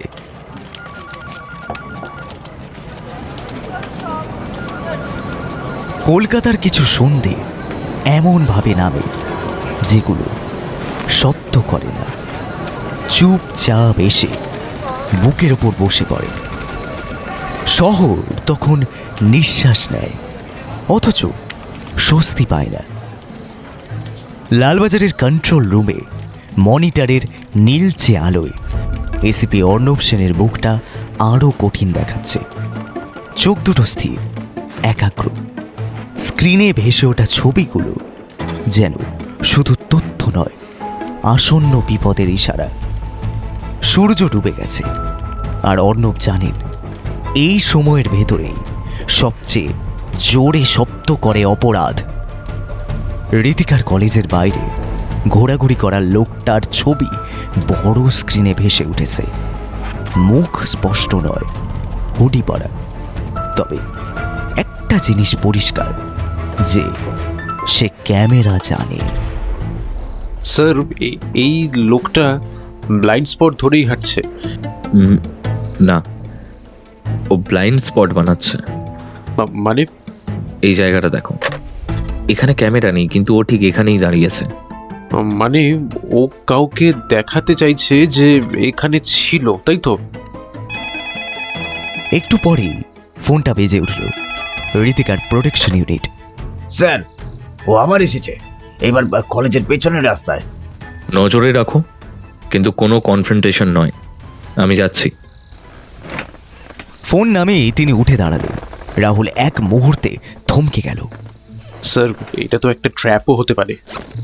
অর্ণব জ্যাকেট তুলতে তুলতে শান্ত গলায় উত্তর দিলেন, হ্যাঁ, কিন্তু প্রশ্ন হলো কার জন্য? কলেজের পেছনের রাস্তাটা অন্ধকারে ডুবে আছে। একপাশে লম্বা দেওয়াল, অন্য পাশে খালি মাঠ, নিঃশব্দ, ফাঁকা, যেন ইচ্ছে করেই সব শব্দ দূরে সরিয়ে রাখা হয়েছে। ঋতিকার গাড়িটা একটু দূরে দাঁড়িয়ে, ভেতরে সে বসে আছে। ভয় পেয়েছে, কিন্তু ভেঙে পড়েনি। অর্ণব গাড়ির পাশে গিয়ে জানালার কাছে হালকা টোকা দিলেন। ভয় পেও না, ভয় পেও না, ভয়টা ওদের কাজ। স্যার, উনি কি আবার কাউকে মারবেন? না, আজ কেউ মরবে না। এই কথাটা তিনি শুধু ঋতিকাকে নয়, যেন নিজেকেও বললেন। এর মাঝেই হঠাৎ নড়াচড়া। অন্ধকারের ভেতর থেকে একটা ছায়া ধীরে ধীরে বেরিয়ে এলো। সেই হুডি পরা লোকটা। তার হাঁটায় তাড়া নেই, আতঙ্কও নেই। হাত দুটো পকেটের ভেতরে। অর্ণব এক পা সরে দাঁড়ালেন। পুলিশি রিফ্লেক্স নিঃশব্দে কাজ করছে। এই লোকটা থামল ঠিক 1 সেকেন্ড। তারপর পকেট থেকে হাত বের করল, খালি, কোনো অস্ত্র নেই। আপনি ভুল করছেন। ভুল করলে এখানে থাকতাম না। মুখ দেখাও। মুখ দেখালে আপনার কাজ বেড়ে যাবে অফিসার। আমার কাজ খুনে বাড়ে, তুমি সেটা থামিয়েছো কেন? কারণ কিছু খুন থামাতে খুন করতে হয়। এই ডায়লগটা অর্ণবের বুকের ভেতর যেন গেঁথে গেল। আর ঠিক তখনই পেছন থেকে একটা গাড়ির হেডলাইট জ্বলে উঠল। আচমকা আলোয় লোকটা এক মুহূর্তের জন্য চোখ সরালো। সেটাই ছিল তার ভুল। অর্ণব আর অপেক্ষা করলেন না, এক মুহূর্তের সিদ্ধান্ত। তারপরেই তিনি ঝাঁপিয়ে পড়লেন লোকটার দিকে। হঠাৎ আক্রমণে লোকটা সামলে নিতে পারল না, কিন্তু পরের সেকেন্ডেই ঘুরে দৌড় দিল। শুরু হয়ে গেল কয়েক সেকেন্ডের নিঃশব্দ যুদ্ধ, ধাওয়া আর পালানোর। রাস্তাটা অন্ধকার, দুপাশে লম্বা দেওয়াল যেন গলিটাকে আরও সংকীর্ণ করে তুলেছে। রাতের শিশির ভেজা পিচ চকচক করছে। অর্ণবের বুট শিশিরে ভিজে গেছে। সামনের লোকটার নিঃশ্বাসের শব্দ স্পষ্ট শোনা যাচ্ছে, ভারী এবং আতঙ্কে ভাঙা। লোকটা হোঁচট খেল, প্রায় পড়েই যাচ্ছিল, আবার নিজেকে সামলে নিল। অর্ণব দূরত্ব কমিয়ে ফেলেছেন, আর কয়েক পা প্রায় ধরেই ফেলবেন। ঠিক তখনই লোকটা হঠাৎ বাঁদিকে তীব্রভাবে ঘুরে রাস্তার এক কোণে লাফিয়ে ঢুকে পড়ল। সেখানে আলো নেই, ফলে কয়েক সেকেন্ডের মধ্যে অন্ধকার তাকে গিলে নিল। যেন মনে হবে সে কোনোদিনই ছিলই না। অর্ণব থামলেন, নিঃশ্বাসটা ভারী এবং চারপাশ শুনশান। দূরে কোথাও কুকুরের ডাক, আর কিছুই নয়। তিনি চোখ সরালেন রাস্তার দিকে। ঠিক তখনই দেখলেন রাস্তার উপর কিছু একটা পড়ে আছে। তিনি ঝুঁকে পড়ে সেটা তুলে নিলেন। একটা পুরনো আইডি কার্ড, কোনাগুলো ঘষা, ছবিটা আধা মুছে গেছে। নামটা স্পষ্ট নয়, কিন্তু নিচের দিকে চোখ যেতেই অর্ণব থমকে গেলেন। একটা সেল, পরীক্ষার এবং নির্ভুল, তাতে লেখা কলকাতা পুলিশ। অর্ণব কার্ডটা শক্ত করে মুঠো করলেন। এই ধাওয়া শুধু ব্যর্থ হয়নি, এই ধাওয়া এখন আরো ভয়ঙ্কর হয়ে উঠল। এদিকে রাহুল দৌড়ে এসে হাঁপাতে হাঁপাতে জিজ্ঞাসা করলো, স্যার লোকটা চলে গেছে, কিন্তু অনেক কিছু রেখেও গেছে। লালবাজারে ফিরে অর্ণব কার্ডটা টেবিলে রাখলেন। রাহুল সেটার দিকে তাকিয়ে বলল, স্যার এটা তো আমাদের পুরনো ডিজাইন। হ্যাঁ, এটা কোনো সাধারণ খুনির কার্ড নয়। যে লোকটা সঞ্জয় মুখার্জিকে মারল সে একসময় এই বিল্ডিংয়েই কাজ করত। মানে স্যার খুনি একজন প্রাক্তন পুলিশ অফিসার? অর্ণব জানালার দিকে তাকালেন। বাইরে লালবাজারের আলো জ্বলছে উজ্জ্বল, নির্ভরযোগ্য, কিন্তু ভেতরে জমে আছে আরো বড় অন্ধকার। তিনি ধীরে ধীরে বললেন, আর সবচেয়ে বিপজ্জনক ব্যাপার কি জানো? সে জানে আইন ঠিক কোথায় থামে। লালবাজারের আর্কাইভ রুমটা সবসময় ঠান্ডা থাকে। এখানে ফ্যান চলে কম, স্মৃতি চলে বেশি। ধুলো জমা ফাইলের স্তূপের সামনে দাঁড়িয়েছিলেন এসিপি অর্ণব সেন। টেবিলের ওপর রাখা পুরনো আইডি কার্ডটা যেন আলাদা করে চোখে পড়ে। কলকাতা পুলিশের সেল এবং ডিজাইনটা অন্তত 10 বছর পুরনো। অর্ণব সাব ইন্সপেক্টর রাহুলকে বললেন, এই রেঞ্জে যারা চাকরি ছেড়েছে বা সাসপেন্ড হয়েছে বা মারা গেছে সব নাম বের করো, বিশেষ করে যাদের ডিসিপ্লিনারি কেস ছিল। স্যার আমরা কি নিজেদের লোককেই খুঁজছি? আমরা আইন খুঁজছি, লোক নিজের থেকেই বেরিয়ে আসবে। ঘণ্টাখানিক পর একটা নাম টেবিলের ওপর এসে পড়ল, দেবাশিস ঘোষ, প্রাক্তন sub inspector, crime branch. Rahul file থেকে পড়তে পড়তে বলল, স্যার লোকটা কিন্তু কাজের দিক থেকে বেশ রেজাল্ট ওরিয়েন্টেড ছিল, কিন্তু 4 বছর আগে একটা এক্সিভ ফোর্স কেসে সে সাসপেন্ড হয় আর তারপরেই চাকরি থেকে রিজাইন করে। অর্ণব পাতা উল্টালেন। একটা ছবি যার চোখে তীক্ষ্ণতা, মুখে অদ্ভুত এক শান্তি। তিনি ধীরে ধীরে বললেন, এই লোকটা ক্যামেরাকে জানে, ব্লাইন্ড স্পট বোঝে, আর খুনের পরে বার্তা রেখে যায়। তাহলে ও খারাপ লোক কি? খারাপ লোক হলেও সঞ্জয়কে সতর্ক করতো না। দেবাশিস ঘোষের অতীতটা পরিষ্কার নয়, আর এখন পরিষ্কার করতে গেলে অনেক নাম নোংরা হয়ে যাবে। ঠিক তখনই তাদের চোখে পড়ল ফাইলে থাকা একটা পুরনো নোট। 2019 কলেজ ক্যাম্পাসে এক ছাত্রী আত্মহত্যা, ক্লোজড কেস। এই কলেজটা? Sir south city college. Debashis ওই কেসটা ইনভেস্টিগেট করছিল, আর তার 3 মাস পরেই সাসপেন্ড। কাকতালীয় কি এটা হতে পারে স্যার? লালবাজারে কাকতালীয় বলে কিছু হয় না রাহুল। অর্ণব পুরনো কেস ফাইল খুললেন। ছাত্রীটির নাম ঈশিতা মিত্র। নোটে লেখা, নো ফল প্লেস সাসপেক্টেড। অর্ণব কলম নিয়ে লাইনের ঠিক নিচে দাগ টানলেন। তারপর ধীরে ধীরে বললেন, এই লাইনটাই সমস্যার। যখন কেউ বলে খুন নয়, তখনই দেখতে হয় কার খুন নয়। আমার মনে হয় দেবাশিস তখন প্রমাণ পেয়েও কিছু করতে পারেনি, আর তাই সে সিস্টেম ছেড়েছে, কিন্তু আইন ছাড়েনি। রাত তখন 12টা। অর্ণব একা বসে দেবাশিসের ছবি দেখছিলেন। চোখে তীক্ষ্ণতা, মুখে অদ্ভুত শান্তি। একজন পুলিশ, একজন খুনি, একজন সতর্ককারী, একসঙ্গে 3টে হওয়া যায় কি? ফোনটা হঠাৎ বেজে উঠল। স্ক্রিনে অজানা নাম্বার। ধরতেই ওপাশ থেকে অপরিচিত গলা ভেসে এলো। এসিপি সেন, আমি দেবাশিস ঘোষ বলছি। জানি, তুমি জানো আমি খুঁজছিলাম। আমি জানতাম লালবাজার কখনো নিজের লোককে ভুলে যায় না। সঞ্জয়কে কেন মারলে? কারণ সে ভুল লোককে মারতে যাচ্ছিল না, কিন্তু ভুল সময় যাচ্ছিল। তুমি খুনি দেবাশিস? না, আমি খুনি নই। আমি শুধু অপরাধীকে সঠিক সময় তার প্রাপ্য সাজা দেওয়ার জন্যই প্রস্তুত থাকি। অরিত্র বসু, ওই কেসটা কি তোমার? ও আমার কেস না, ও আমার ব্যর্থতা। তাই তুমি আইন নিজের হাতে নিচ্ছ, তাই তো? না, আইন হাত গুটিয়ে বসে আছে, আমি শুধু হাতটা নাড়াচ্ছি। অরিত্র বসুর কাছে এসো না, ইটস মাই অর্ডার।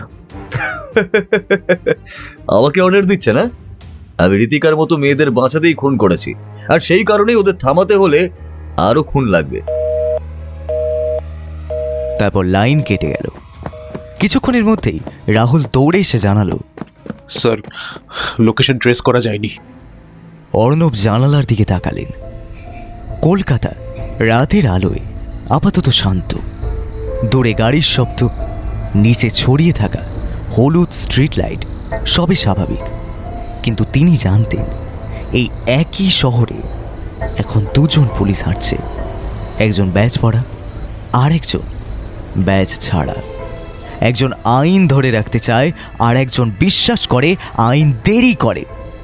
অর্ণব ধীরে ধীরে বললেন, রাহুল, এই কেসে আমরা যদি দেরি করি আবার, তাহলে এই কেস ফাইল রক্ত দিয়ে লেখা হবে। আর যদি তাড়াতাড়ি করি তাহলে একজন অপরাধীকে আমাদের বাঁচাতে হবে। ঘড়িতে তখন রাত 9:30।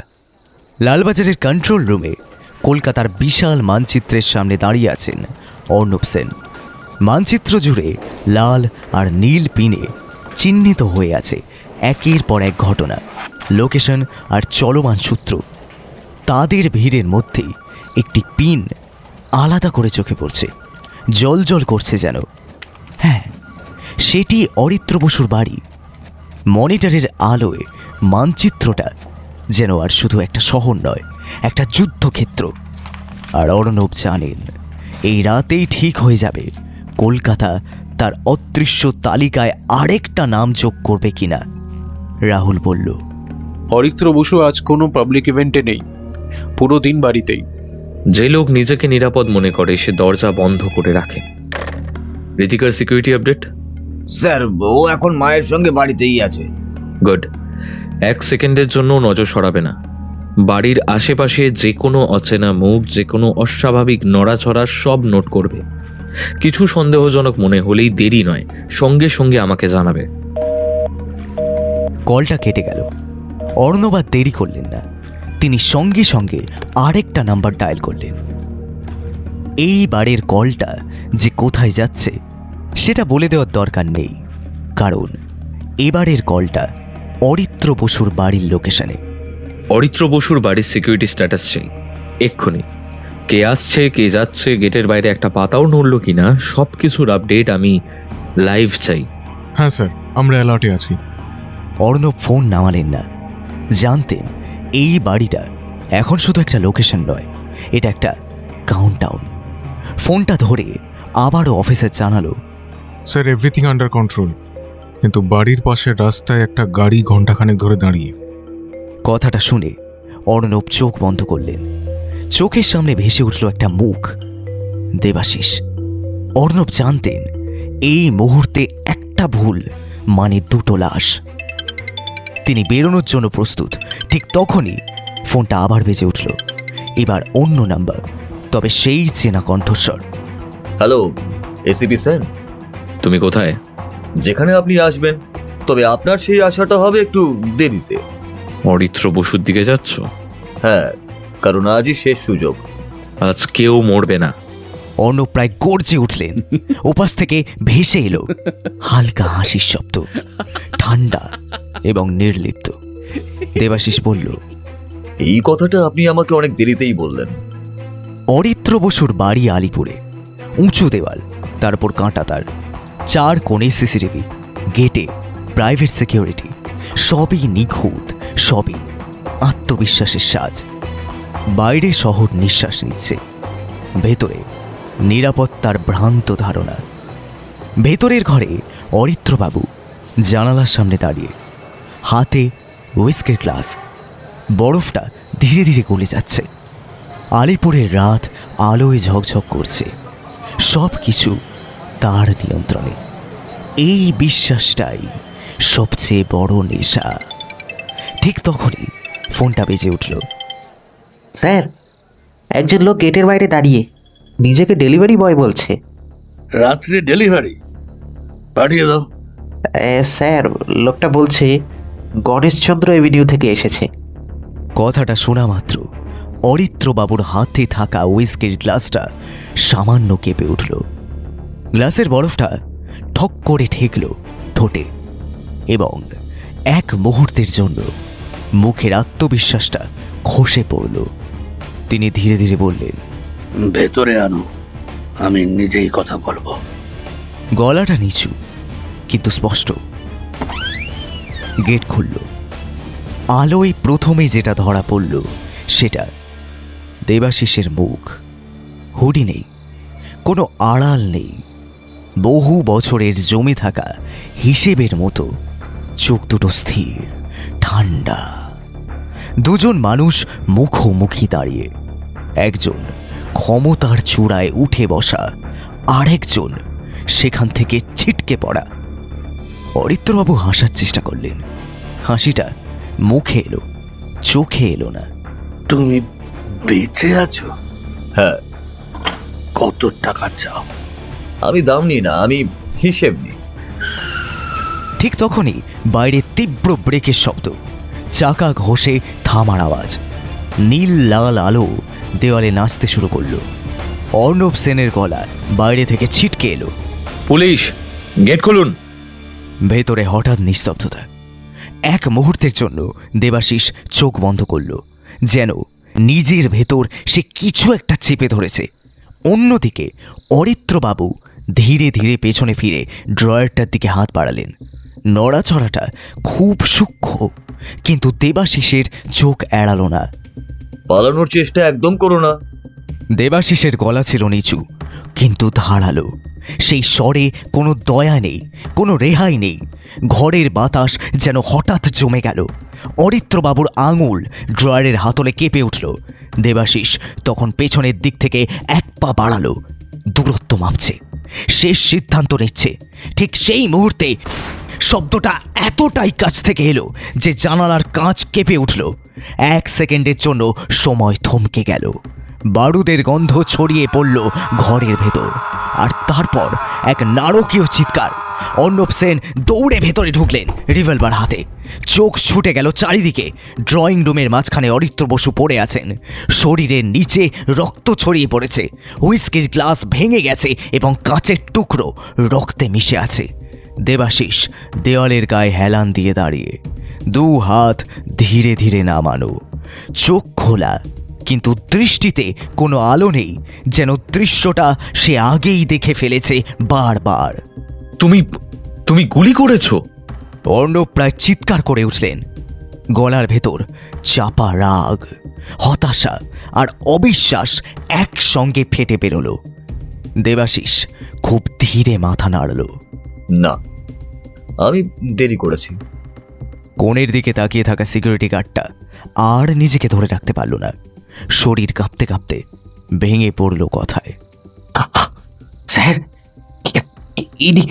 ইনি নিজেই নিজেকে গুলি করেছেন স্যার। Suicide, suicide. শব্দগুলো পড়ে রইল মেঝের ওপর, রক্তের ফোঁটার পাশে।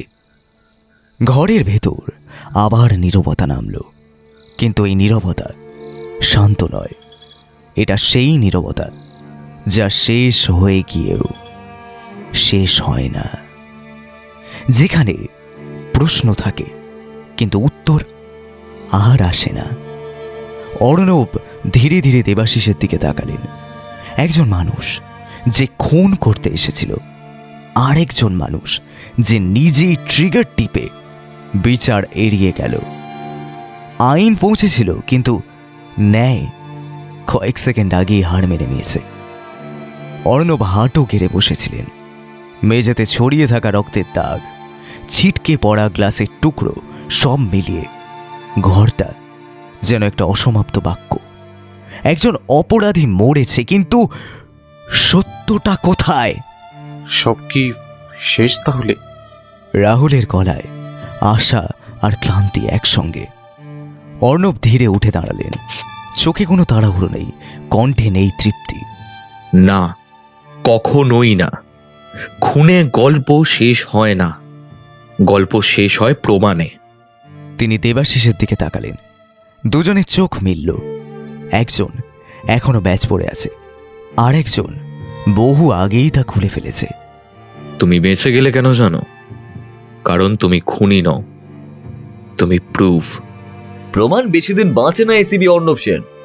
ওগুলো ফাইলের ভেতর মরে কিংবা দুর্ঘটনায়। অর্ণব পকেট থেকে হাত করা বের করলেন। ধাতব শব্দটা ঘরের নীরবতায় কেঁপে উঠল। তিনি ধীরে, প্রায় যত্ন করে দেবাশিসের হাতে পড়াতে পড়াতে একটু ঝুঁকে চোখ রেখে বললেন, তাই? কিন্তু আমি যে তোমাকে আইনের মধ্যেই বাঁচিয়ে রাখবো। ক্লিক, একটা ছোট্ট শব্দ বুঝিয়ে দিল যে হাত করা লক হয়ে গেছে। পুলিশের গাড়িতে বসে দেবাশিস জানালার বাইরে তাকিয়েছিল। আচ্ছা, আপনাকে কি একটা কথা জিজ্ঞাসা করতে পারি? আর যদি আমি সত্যিই গুলি করতাম, আপনি কি আমাকে থামাতেন? হ্যাঁ, কারণ কেউ যদি খুন থামাতে খুন করে, তবুও শেষ খুনটা থামানো পুলিশের কাজ। দেবাশিস আর হাসল না। প্রথমবারের মতো তার চোখে অস্বস্তি, ভয় নয়, অপেক্ষা। হাত করার ঠান্ডা ধাতু কবজিতে লেগে আছে, কিন্তু তার দৃষ্টি জানালার বাইরে। এদিকে গাড়ি এগিয়ে চলল। সাইরেন নেই, শুধু চাকার মৃদু শব্দ। কলকাতার রাত ধীরে ধীরে হালকা হচ্ছে, কিন্তু ওই কেস এখনো পুরোপুরি শেষ হয়নি।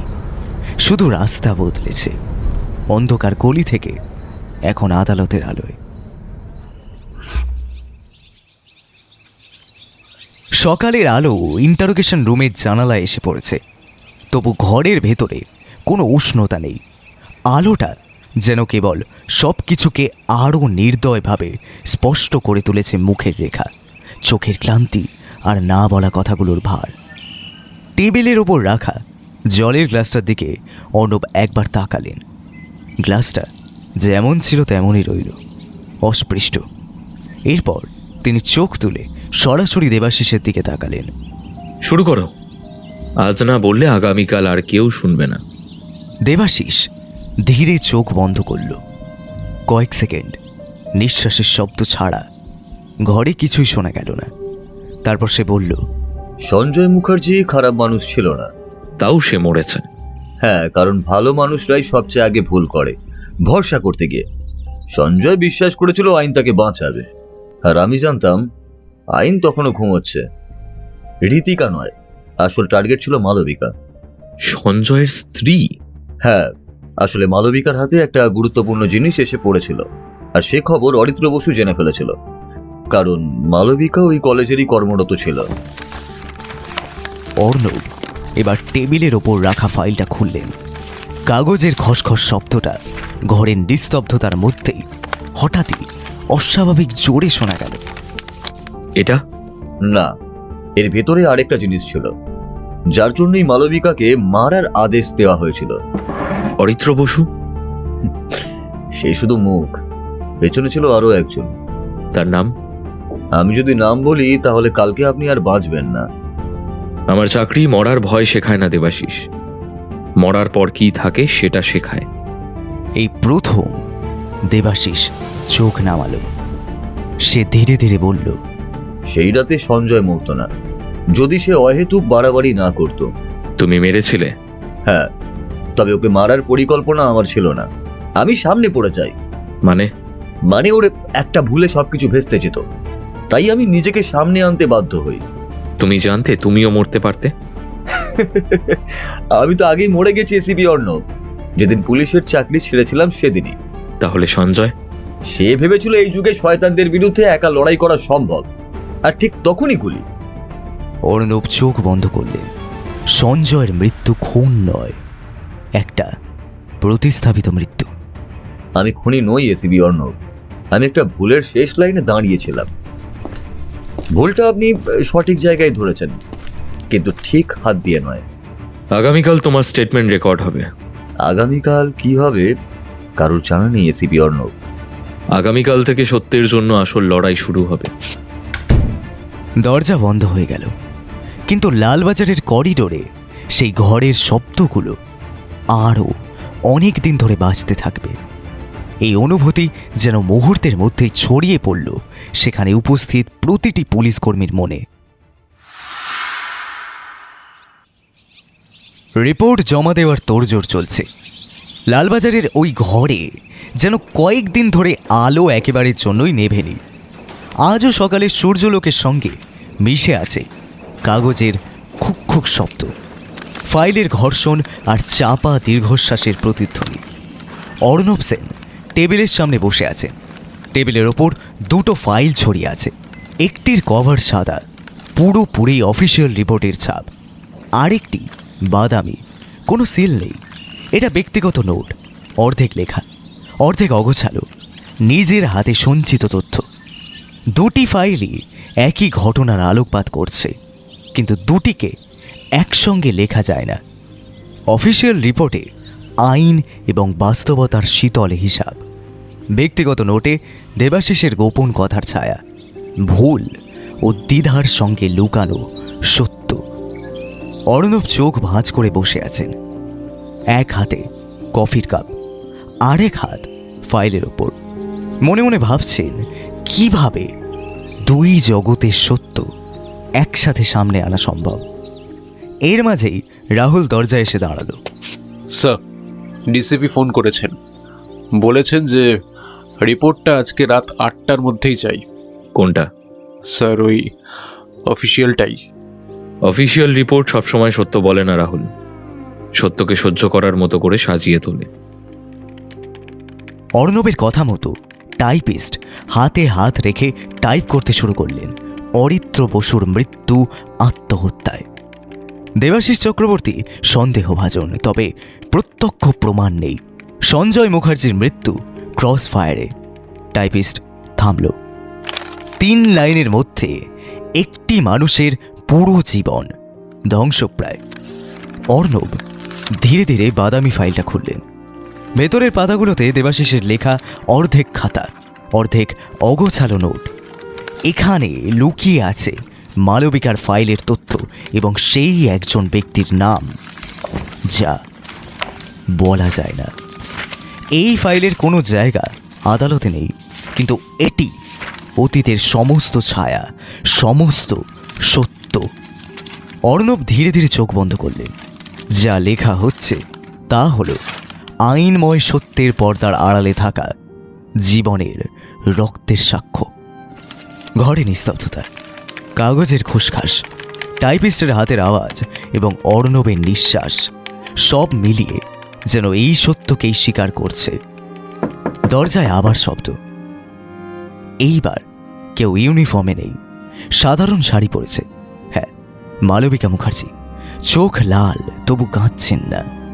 আমি কি বসতে পারি? অর্ণব সঙ্গে সঙ্গে উঠে দাঁড়ালেন।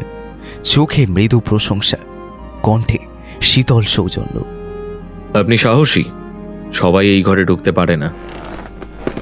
সঞ্জয় বলেছিল একদিন কেউ আসবে যে সত্য জানতে চাইবে।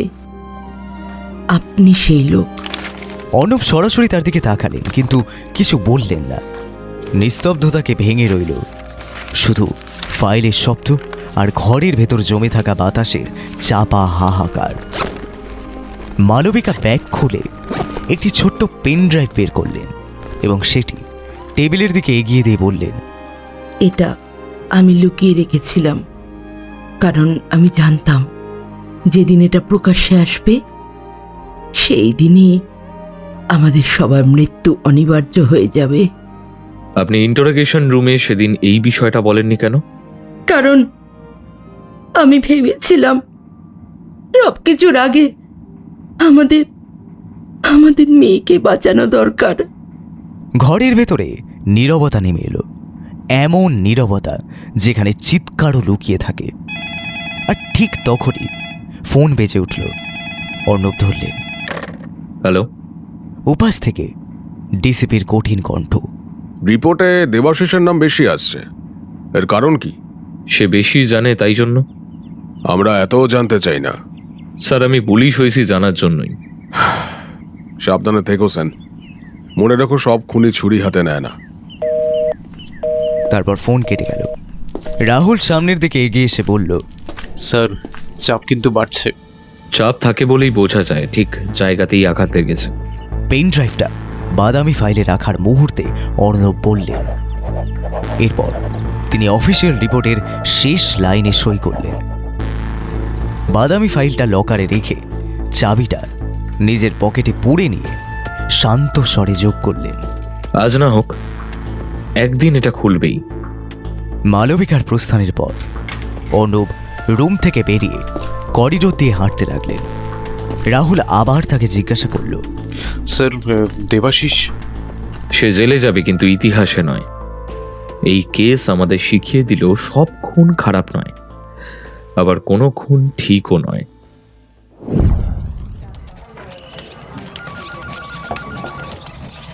সকাল 9টা। লালবাজারে অফিসিয়াল ব্যস্ততা শুরু হয়ে গেছে। ফাইল যাচ্ছে আসছে, করিডোর ঘুরে বেড়াচ্ছে, একটাই শব্দ, কেস ক্লোজ। কিন্তু অর্ণব সেনের মাথার ভেতরে অন্য একটা প্রশ্ন বারবার ঘুরছে। যদি সঞ্জয় মুখার্জির খুনটা না হতো তাহলে পরের খুনটা কার ছিল? দেবাশিসকে লকআপ থেকে আনা হচ্ছে। আজ প্রথমবার তার চোখে অস্থিরতা। আগের সেই নির্বিকার মুখ নেই। সে জিজ্ঞাসা করল, আপনি রিপোর্ট জমা দিয়েছেন তো? কেস শেষ? আইনের খাতায় হ্যাঁ, কিন্তু মানুষের খাতায় না। কথাটা শুনে দেবাশিসের ঠোঁট কেঁপে উঠল। সে কিছু বলতে চাইল, অথচ শব্দ বেরোল না। অর্ণব এবার গলা নামিয়ে বললেন, তুমি যেটা বলনি সেটাই আমাকে ভাবাচ্ছে। আমি সব বলছি আপনাকে। না, তুমি সেই নামটা এখনো বলনি। এসিপি অর্ণব, কিছু মানুষের নাম তার মৃত্যুর পরই জানা ভালো। আমি কোনো হেয়ালি শুনতে চাই না দেবাশিস, তুমি নামটা বলো। সে পুলিশও নয়, সে রাজনীতিবিদও নয়। তাহলে? সে একজন বিচারক। নাম? নাম জেনে আর কি বা করবেন? সে তো আজই খুন হবে। কে? সেটা জানার সময় এখনো হয়নি। যে রাহুল, জাজ লিস্ট বের করো, যারা গত কয়েকটা বড় কেসে রায় দিয়েছে। রাহুল ছুটে বেরিয়ে গেল। ঠিক তখনই অর্ণবের ফোন বেজে উঠল। অজানা একটা নাম্বার। ফোন তুলতেই উপাস থেকে শান্ত কণ্ঠ, এসিপি সেন, আপনি কিন্তু খুব বেশি ঘুরছেন। কফিনে পৌঁছানোর আগেই থামতে চাই। শেষ খুনটা হয়নি, আপনি সেটাও নষ্ট করতে চান। কে তুমি? কোথায় আছো? যেখানে আইন কথা বলে আর মানুষ চুপ থাকে। লাইন কেটে গেল। ঠিক তখনই রাহুল ফিরে এলো, মুখ ফ্যাকাশে।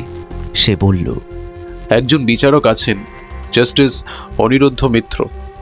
ওইসব কেসে উনিই ছিলেন। অর্ণব ঘড়ির দিকে তাকালেন। সময় 9:47। আজ তার কোথাও যাওয়ার কথা? স্যার, আজ তার রিটায়ারমেন্ট স্পিচ হাইকোর্টে। অর্ণব আর দেরি করলেন না। তিনি চেঁচিয়ে বললেন, সব ইউনিটকে অ্যালার্ট করো, হাইকোর্টে কেউ ঢুকবে না, কেউ বেরোবে না। তারপর দেবাশিসের দিকে তাকিয়ে বললেন, তুমি যাচ্ছ আমার সঙ্গে।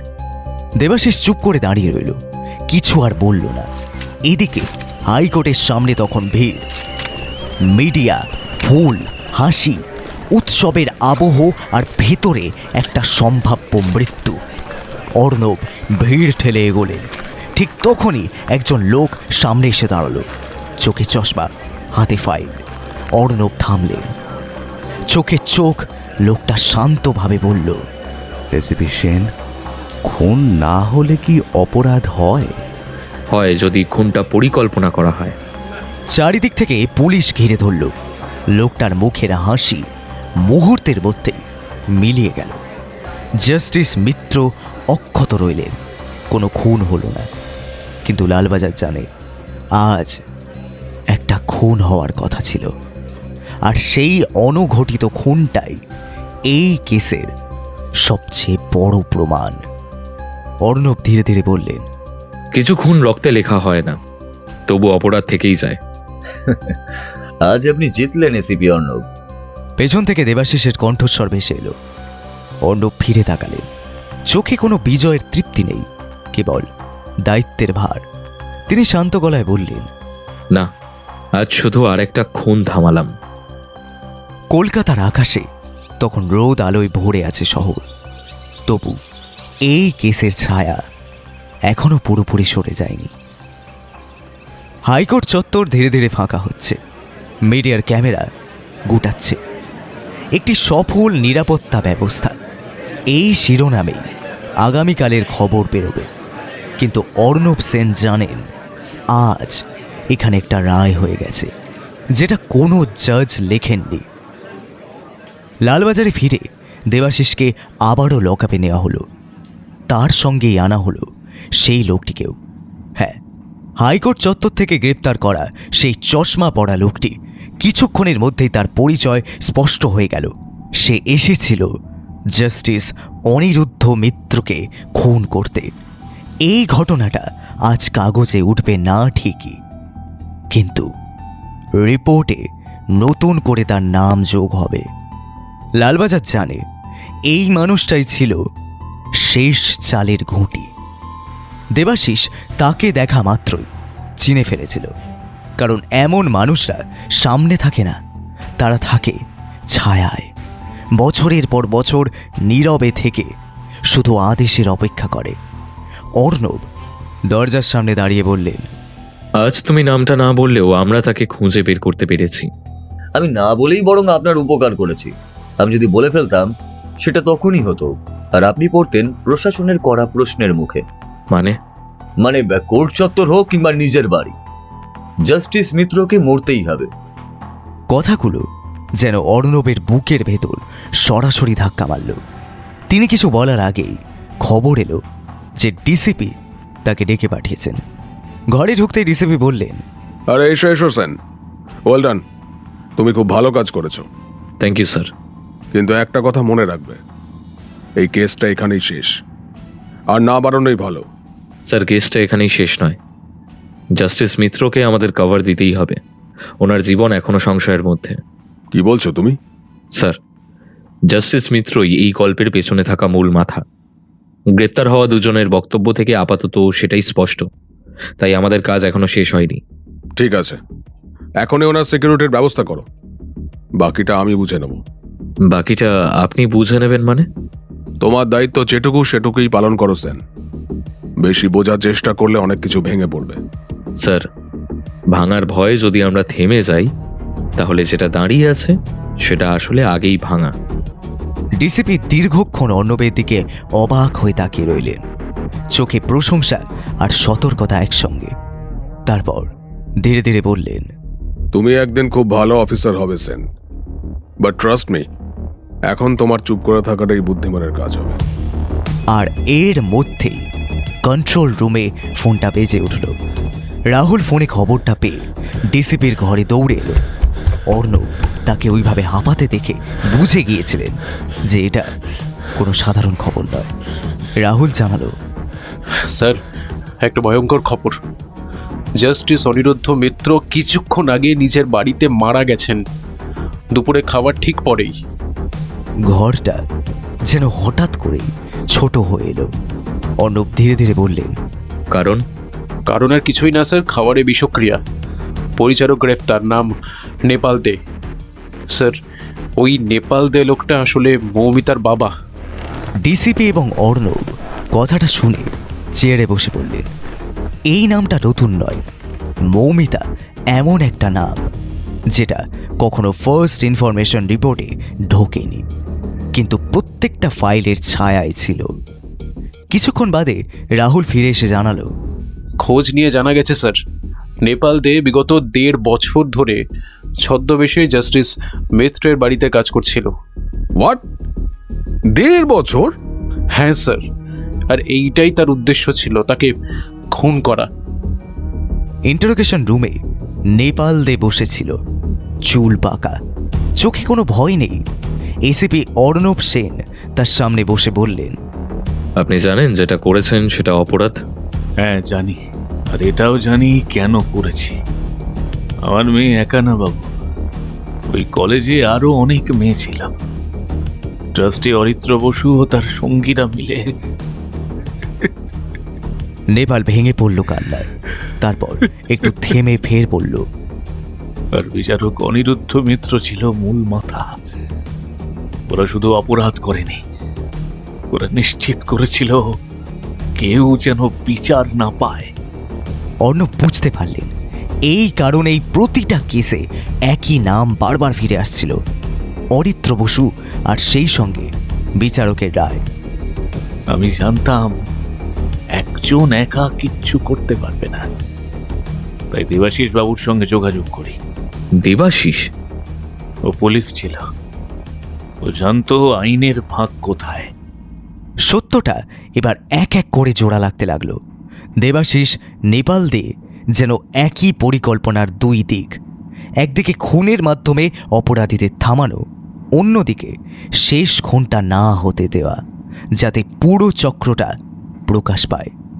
তাহলে সঞ্জয় মুখার্জি? সঞ্জয়ও একজন বাবা, সে নিজের মেয়ে আর স্ত্রীকে বাঁচাতে চেয়েছিল, কিন্তু সে ভেবেছিল আমরা ওদের সঙ্গে আছি। সেই ভুল বোঝাবুঝির কারণেই ওর প্রাণ গেল। অর্ণব চোখ বন্ধ করলেন। সব যে মিলে গেল। সঞ্জয়ের খুন আসলে খুন ছিল না, একটা দুর্ঘটনা, একটা ভুল সময়ে ভুল মানুষকে দেখা। আর দেবাশিস, সে খুনি নয়, সে ছিল একটা সংঘর্ষের মাঝখানে দাঁড়ানো মানুষ। রিপোর্ট আবার নতুন করে লেখা হবে, কিন্তু এই সত্যটা কোনো রিপোর্টেই পুরোপুরি লেখা সম্ভব নয়। একজন বিচারক মারা গেছেন অপরাধী হিসেবে নয়, একজন প্রতিশোধের লক্ষ্য হয়ে, আর একজন বাবা খুনি কারণ সে বাবা। অর্ণব জানালার বাইরে তাকালেন। লালবাজারের আলো জ্বলছে। আজ কাগজে হয়তো এই কেস শেষ, কিন্তু নিজের মনে সে জানে এই ক্ষত চিরদিনের জন্য খোলা থাকবে। অর্ণব কিছুক্ষণ পর লালবাজার ছাড়লেন। লকার থেকে বাদামি ফাইলটা বের করে তিনি নিজের ব্যাগে আর রাখলেন না, বরং একটা পুরনো খামে ঢুকিয়ে একটা নাম লিখলেন, মালবিকা মুখার্জি। পরদিন সকালে খবরের কাগজে বড় হেডলাইন, বিচারকের রহস্য মৃত্যু, পরিচারক গ্রেফতার। কোথাও লেখা নেই মৌমিতার নাম, কোথাও লেখা নেই আরও মেয়েদের কথা। বিষয়টা লালবাজার জানে, আসলে সব সত্য ছাপা হয় না যে। ওই দিন দুপুরের মধ্যে মালবিকা সেই পার্সেলটা হাতে পেল। ভেতরে শুধু একটাই লাইন, সত্যের দায় কখনো একা বহন করা যায় না, আর সঙ্গে ওই পেন ড্রাইভ। 3 মাস পর লালবাজার আগের মতোই ব্যস্ত। নতুন কেস, নতুন ফাইল, নতুন নাম। পুরনো কেসগুলো ধীরে ধীরে তাকের ভেতরে ঢুকে যায়। কিছু বন্ধ হয়, কিছু শুধু চাপা পড়ে থাকে। এসিপি অর্ণব সেন এখনো একই চেয়ারে বসেন। টেবিলের ওপর সাদা ফাইল আসে, সই হয়, চলে যায়, কিন্তু বাদামি ফাইলটা এখন আর টেবিলে থাকে না। সেটা কয়েক মাস আগেই তিনি মালবিকা মুখার্জির কাছে পৌঁছে দিয়েছেন। দেবাশিস চক্রবর্তী ও নেপাল দে এখন জেলে, শাস্তি হয়েছে, আইন তার কাজ করছে। জাস্টিস অনিরুদ্ধ মিত্র আইনের রক্ষক ছিলেন, কিন্তু ন্যায়ের না। অরিত্র বসু ক্ষমতার আড়ালে লুকানো শিকারী। তবে সবচেয়ে বড় ট্র্যাজেডির নাম সঞ্জয় মুখার্জি। হ্যাঁ, ভুল সময়ে সঠিক মানুষ। এখন শোনা যায় জেলের ভেতরে দেবাশিস আর আগের মতো কথা বলে না। খবর এসেছে সে নিয়মিত লাইব্রেরিতে যায়, পুরনো কেসের রায় পড়ে। কেউ কেউ বলে সে যেন এখনো প্রহরায় আছে, শুধু ইউনিফর্ম ছাড়া। একদিন বিকেলে অর্ণব অফিস ছাড়ার সময় করিডোরে থামেন। জানালার বাইরে কলকাতা চলছে, হাসছে, বাঁচছে। এরকমটা যদি আবার হয় আপনি কি করবেন? এই প্রশ্নের কোনো যথাযথ উত্তর আমার কাছে নেই রাহুল। আমি পুলিশ, আমার কাজ একটাই, খুন থামানো। কিন্তু আমি মানুষও, এই সব প্রশ্নের উত্তর আমার হাতে থাকে না। রাহুল আর কিছু বলল না, কারণ সেও অর্ণবের মতোই জানে সব খুন রক্তে লেখা হয় না। কিছু অপরাধ কখনোই আদালতের কাঠগড়ায় ওঠে না, আর কিছু সত্য থাকে এমন যা একজন মানুষের পকেটে রাখা চাবির মতো। সময় না আসা পর্যন্ত সেগুলো লুকিয়েই রাখতে হয়। আসলে আমাদের সিস্টেমে এমন অসংখ্য কেস ফাইল আছে যেগুলো এসিপি অর্ণবের মতো অফিসাররাও যথাযথভাবে ক্লোজ করতে চেয়েও পারেন না। বিভিন্ন মহল থেকে আসা চাপ তাদের হাত বেঁধে দেয়। তাদের মতো অফিসাররাও জানেন এই শহরে খুন থামানো যায়, কিন্তু অপরাধ নয়। কারণ কিছু অপরাধ আইন পৌঁছানোর আগেই মানুষকে মেরে ফেলে। অতএব এই ধরনের গল্প কখনোই শেষ হয় না। যতদিন একজন বাবা বা স্বামী প্রতিশোধের কথা মনে রাখবে আর একজন মেয়ে বা স্ত্রী ন্যায়ের অপেক্ষায় থাকবে, ততদিন সেই শেষ খুন, যেটা কখনো হয়নি, শুধু একটা গল্প হয়ে থাকবে না, সে হয়ে থাকবে এক নিঃশব্দ, কণ্ঠরুদ্ধ সতর্ক বার্তা।